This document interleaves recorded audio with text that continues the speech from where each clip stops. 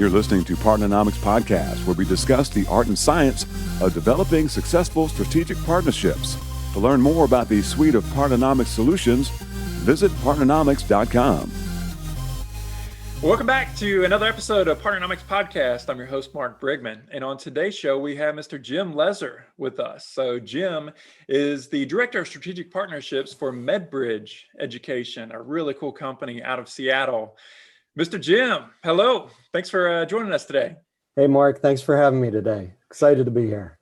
So Jim, you're going to tell everybody else. I had the benefit of getting to meet you a little while back, but tell us a little bit about MedBridge. Let's start with that. MedBridge Education. I was fascinated. I'm still fascinated with the company itself. And man, I can definitely see a huge need for that type of a solution. So MedBridge is a really cool company with a great success story. MedBridge started out with the goal to develop clinical continuing education for physical therapists. Our founder, his sister actually is a physical therapist, and basically he had spent a lot of time overseas and came back, and he was working in her practice and basically saw she's trying to struggle with getting continuing education, keep her CEUs satisfied and things like that. And there was a struggle with that and trying to manage a practice. And then the other thought was, well, wait a minute, how do we take and create an environment where you can take the thought leaders of these disciplines, regardless of where they are, and then capture their knowledge and then allow other organizations to absorb that on demand wherever they are. And so that was what really spawned the creation of MedBridge.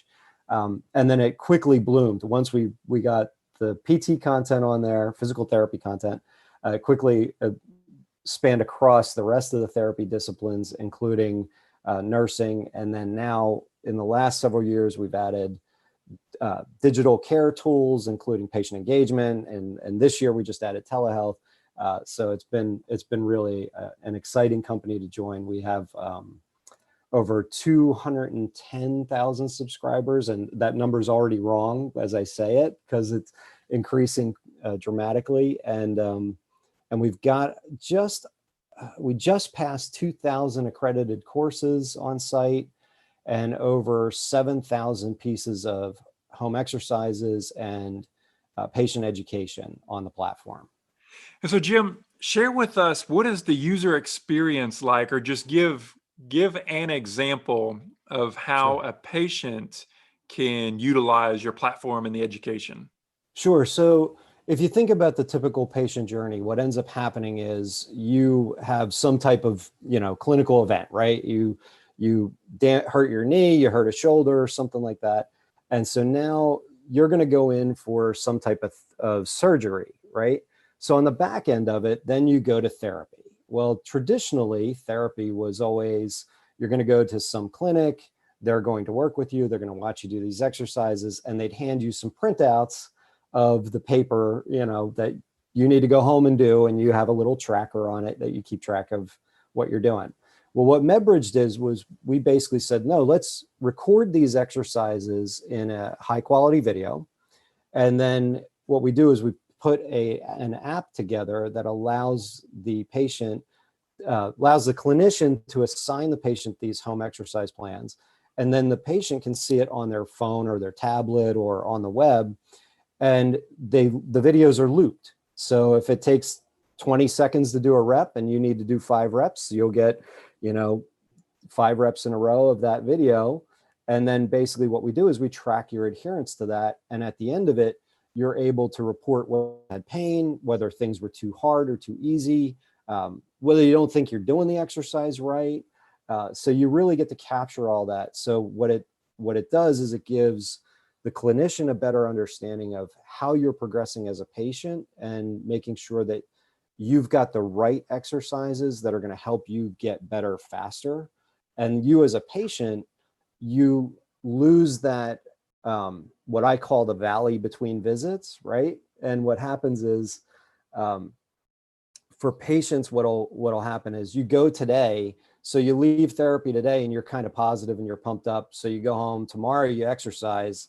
The next day you don't do as much exercise, and then it kind of starts to slide down. And then all of a sudden it's like the college, cram fest. Oh, the night before I got to do my exercises again. And now you go to the next in therapy or in clinic session. So this helps to smooth that out so that you are going to be able to get better faster is really the goal.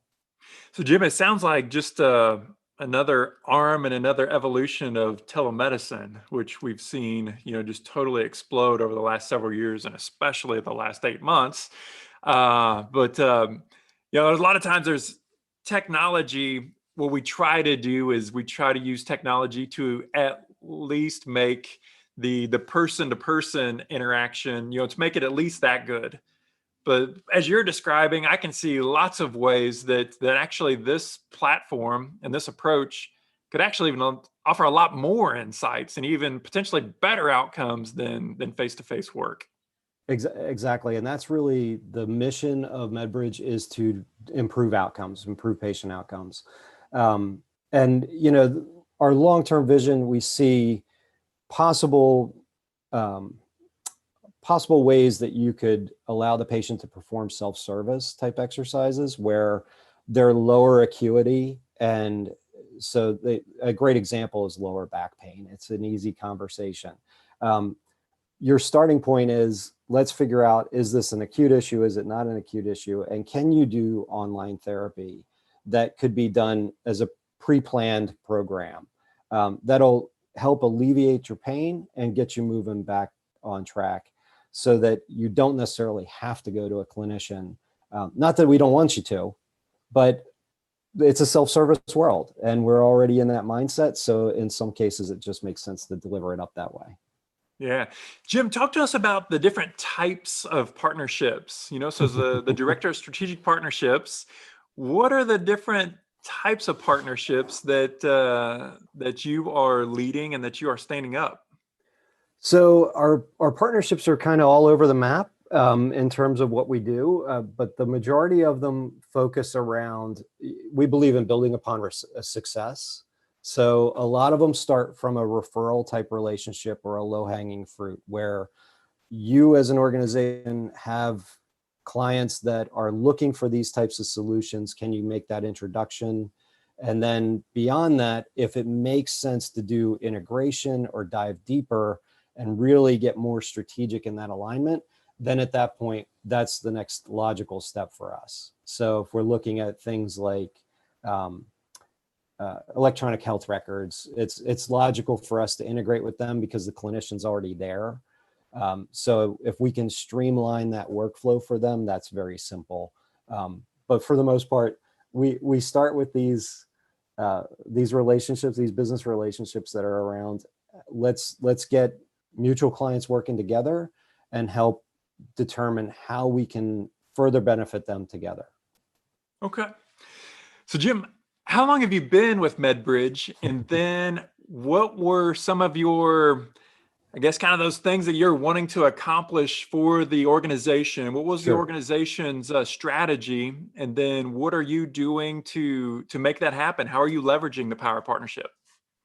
Absolutely. Okay. So I've been with MedBridge since May of 2019.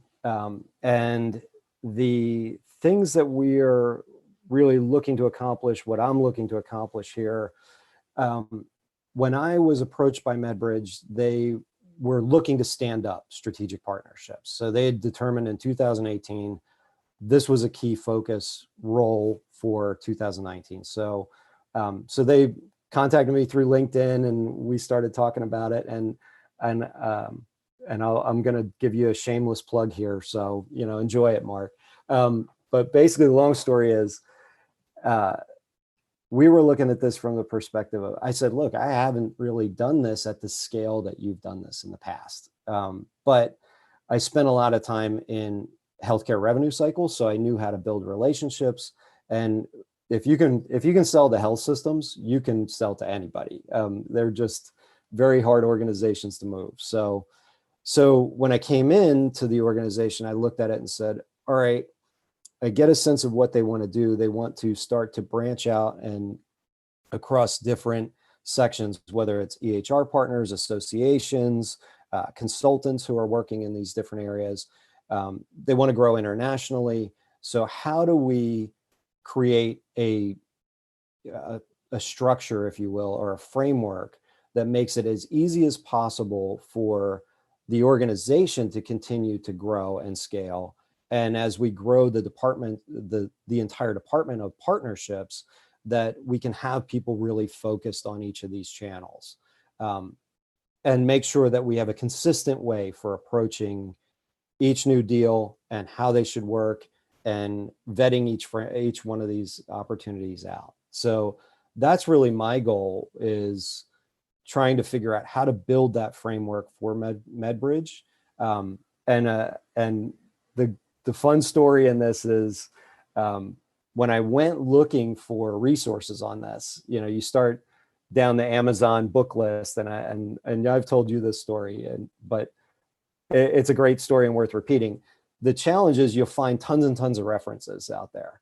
But what was great was I started looking at these books, and I pulled down PARTNERNOMICS. I'm looking at it, and I love the opening chapter that's basically like, hey, if you're new to this, don't read any of this. Go right to this chapter. This will give you everything that you need to know to get your frameworks off the ground and get going.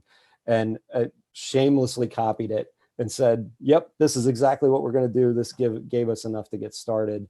So now we knew how to build out a lot of those foundational pieces. That is awesome. That's why we do it, is to let other people accelerate their success, and no reason to reinvent the wheel. So Jim, you're going to have to refresh my memory here a little bit, but I remember from one of our earlier conversations, you had mentioned something specifically about the term sheet. That piece being something that provided some value, or at least gave you another lens of how term sheets could be used. Just kind of those documents, passing them back and forth with prospective partners, of how that can help accelerate the process. You mind kind of sharing that story?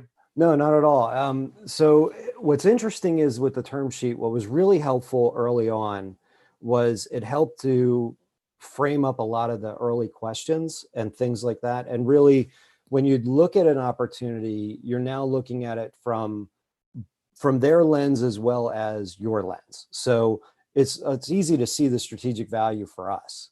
It's a little bit harder to see how does that get presented from their side of the fence. And then it crafts new messaging, which is really fantastic. So that now you're saying, well, this is how I see this alignment, but this is what it means to you. So you get taught that in the sales process and sales training. But it was great to see it from a partnership standpoint and be able to look at, well, what does that really mean over time? So how do we start with low friction, easy way to get started today? What can it bloom into? So you're kind of creating a bigger vision for what the opportunity is between us. The other part that was really cool that came from it was, then I needed a way to talk to leadership about it. So MedBridge moves really, really fast. And so you've got to hit, there's no paragraphs, you do bullets. That's the way that they really like to digest things. And so you've got to learn that. So what I was able to do was craft what we call a partnership brief out of that made it really simple to encapsulate, here's who they are as a partner, here's what the strategic vision is for this partnership and our hypothesis on how we're going to approach this, and then here's what the potential value is to both organizations. Made it crystal clear to be able to share that with leadership and say, this is who we're going to approach, and these are the reasons why. And you get past that whole kind of getting to the approval stage, because they're able to read the brief and go, I got it, done. Like, we're moving on. So it's cool. Well, Jim, I'd like for you to chat a little bit about, so let's say some of your industry peers and somebody that's jumping into this. I know you've been in this partnering role, or in this profession for, over 15 years. I want you to kind of compare and do like a compare and contrast between sales and partnering. How are they similar and how are they different? Because, man, as you know, there's lots of times I talk to folks, and even senior executives, a lot of times mostly senior executives, and they don't see a big distinction between the two, or at least they try to manage them the same way. Sure. And there's probably more similarities than there are differences, but I think, fundamentally, if you read my LinkedIn profile, I have in there in my bio, I say, what's my number one skill? It's building trusted relationships quickly. And I think that's the foundation of sales. That's the foundation of partnerships. You've got to be able to you've got to come, I always say it's open hand, open mind, open heart, right? You got to come to the conversation saying, I've got nothing to hide. This is what I believe is the opportunity between us. I'm an open mind that I might not see what you are thinking, and I want to understand your vision for it. And that through this process, what I'm going to do is I'm going to maintain this transparency. And I really want us to be friends on the back end of this thing, that regardless of where we are together in our career down the road, we're still going to be connected, and we're still going to be happy that we did this deal. So I think that that's the common thread between the two. I think the harder part for people who are entering into this, that there are tactical partnerships and there's strategic partnerships.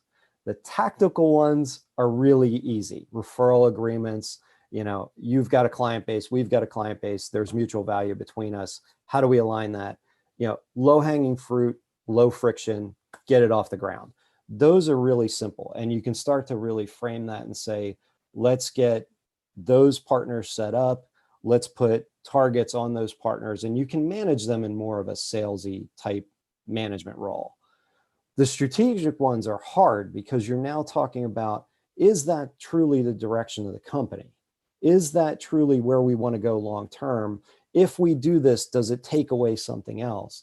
And those are harder to manage from that standpoint, because the vision for the company, you may have today's vision or yesterday's vision, but things are changing at the executive leadership level that you have to try to absorb and go, am I missing something as I'm bringing this to you? I still think this is valuable. I still think this is strategic, but I've got to tweak or adjust or do something to get that to go to the next level. And that's a little bit harder. So I think for organizations, they have to have a palette for that being a little bit longer tail and a little bit like less clear cut immediate revenue, but much clearer long-term total addressable market that could be added to this. Yeah, absolutely. I mean, this role of being in strategic partnerships, I mean, we don't see very many people straight out of college or straight out of school going into these roles, right? Because there are so many pieces and components, and it's there's a lot of variables at play, and it does take a lot of perspective of being able to anticipate how this puzzle is going to come together, but then also having the leadership and the knowledge to help influence the puzzle coming together. So I totally agree with you. I think the most challenging thing about this is that you are constantly going from 30,000 feet to ground level and back and forth. So you're constantly trying to say, well, what at the highest levels, what's the right hook that I'm going to hit you with that says, this is why we should do this together. This is the strategic vision. And, getting that down into, 2-3 sentences. And then you got to go all the way down in the details of how's it going to work? What are the logistics, all these other pieces, and then pull back up again, because this might be phased to where you're talking about three phases, 5 phases, and each one has its own myriad level details underneath, but it always has to have that right hook as to why we're going to do this. Absolutely. So Jim, it's so fun for me because I get to meet all these different people from all over the country and frankly, all over the world that live in this world of strategic partnering. And one of the things that I'm always fascinated about is their background of where they started their career. And it seems to me, I'm absolutely convinced this becoming a partnering ninja, it's not about having a specific educational pedigree, but it's more about just your own interest and your own mindset. And as you mentioned, relationships, right? Relationship building and just having that sort of a mindset. It's more of a mindset than it is an education. But I'd love for you to share kind of your journey of how you started your career and then what Sure. drew you to this partnership role. So I started my career in accounting, actually. And during college, I worked at Princeton University's endowment and then went to Merrill Lynch after that. So my, I guess being a product of an engineer father, he was had his degree in engineering, and my mom had worked at a number of jobs throughout her career, but mostly was a housewife for a lot of her career. And basically they looked at it like, you can't go get just any degree. You have to go get a degree that's basically like a skill, so accounting is like a white collar trade, for lack of a better term. So sorry to all the accountants out there, but it was a great experience to go through that, because I went, all right, well, this makes sense. I'll go for accounting, and started out in that world. And quickly through that, I realized I really don't like accounting. But what I loved was software. And so I ended up starting to do software implementations. And once you get into that world where you're doing all the implementations, you learn quickly that you're the guy who's fixing whatever the salesperson promised. So then you realize, well, it'd be good to be in sales. So now I can make sure what's being promised is something that could be delivered. And one of my clients was actually in healthcare. And I absolutely fell in love with their business while I was doing the consulting and figuring out how to help them. And that led me to sales, and to be in sales full-time in healthcare. So, and through that, that's basically been my journey. So from here, it's really been just at each point along the way, it was working with different size organizations and looking at it through a very consultative sales approach. So that's how I ended up in partnerships. Jim, I see a bunch of guitars back there hanging around on the wall. So I have the ability to cheat on this podcast. I'm actually looking at Jim through Zoom. But Jim, I'm going to ask you a two-phase question. You got to tell me about the music background, and then also how do you think that's tied into partnerships and helping you do partnerships better? Oh, that's a great trick question. Love that, Mark. So the music background is I started playing when I was really young. I was about 8 when I started playing.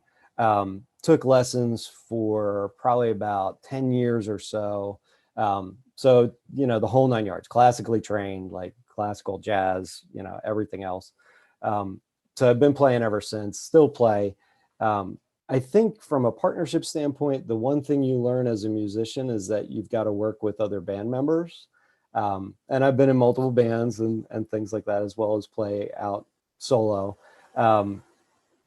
And, so when you're dealing with those other personalities and those other challenges and skill levels and things like that, you've got to be flexible, and you've got to be gracious in how you work with others. And I think that is probably one of the foundations, is very helpful thing, being able to say, how do you work with people that you may never have played with before and find common ground? It's the same thing that we do in partnerships and in relationships. So, yeah, that's cool. What so you've been in healthcare for quite a while. It seems to be a real passion for you. What is, I guess, just kind of what's your general thoughts on where healthcare is today, and how you see it evolving, and how technology is really helping to play a part in that? Good question. So I think where we are today, the whole COVID thing has thrown everything for a spin. When I got into healthcare, I started an acute care revenue cycle. So really helping hospitals identify and recover lost revenues was the large part of what we were doing. And through that career, I've done things like help them with remote coding, with business office takeovers, rehab and return, et cetera.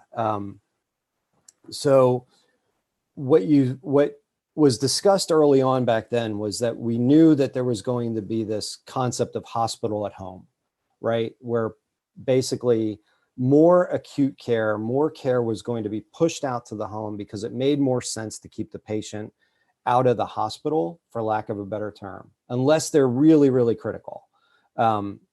So what you see now with COVID is this explosion of home health, where all of a sudden, now there's all these organizations that were already kind of aligning and gearing up to serve home health in different capacities. Now they're really blowing up in terms of being incorporated into those care plans. I think that there's going to be a continued growth of hospital at home because it just makes sense. People don't want to be in the hospital. It's uncomfortable. You can't recover at the same rates. You're just not likely to be as good of a patient in a hospital as you will be at home, unless it's just truly critical and acute that you have to be in the hospital. The technology side is really, what's interesting is I think a lot of people get caught up on technology and technology being tied to youth. And the reality is that's not true. What we find is we have a lot of clients at MedBridge, a lot of our patients are actually over 65, they're seniors who are using the tool because they're the ones who are having total joint replacements and going through these different conditions and therapies. So they know how to use Facebook on their phone. They know how to use their iPad. They have all these devices. They have the tools. So to give them another app, they love it. And to be able to do more and more through technology, it's driving a self-service model to the patients where let me get the info I want in a timely manner and be able to kind of act on it as much as I can. And then if I need that next level of intervention, I can kind of request that or be directed to that right level of care. It just gives them the control, gives them the flexibility, gives them the autonomy and independence, where they're not tied to it. I can absolutely see that. Well, yeah, Jim, if I could, one last compliment on it. I think healthcare, the problem that we all remember is, growing up, you and I probably went through this, that it was reactionary, right? We were recipients of care. We went to the doctor, he told us what to do, she told us what to do, and on we went. Now it's the shift of becoming active advocates for your own wellness. And that's a totally different mindset. But people are embracing that kind of seamlessly without really any push from the healthcare, the providers pushing that down, that they're not having to. Especially now, like with platforms like yours, where we have access to more data, more information that could also help influence a solid decision or help inform a good decision for our health. So I'm sold. I love it. One last question for you, Jim, before we let you go. Yep. I want you to speak to your 25-year-old self. What kind of advice, knowing all the great things that you have now, all the wisdom that's packed into your head, what kind of advice would you give to your 25-year-old self? That advice could probably fill a couple books, but I think the biggest thing is, out of anything is continue to be curious. I think curiosity is probably the best thing about it. It prompts you to ask questions, and when in doubt, ask questions that you think are going to be stupid, because they're not stupid. If you're wondering it or you're not sure, then it's going to be a lot harder to paint the picture of the value between us without asking that question. Yeah, awesome advice. I love that. Well, Jim, thanks so much for your time. Thanks for sharing your insights with us, and continued success with MedBridge Education. It's going to be fun watching you guys and getting to work with you and watching all the great things that you accomplish. Awesome. Mark, thank you so much for having me on and for putting together the PARTNERNOMICS platform and everything. Is really excited to dive into this further and continue to grow and develop. All right. Thanks, buddy. PARTNERNOMICS podcast is brought to you by PARTNERNOMICS. Learn how to leverage the power of partnership. To listen to more episodes of PARTNERNOMICS podcast, visit partnernomics.com.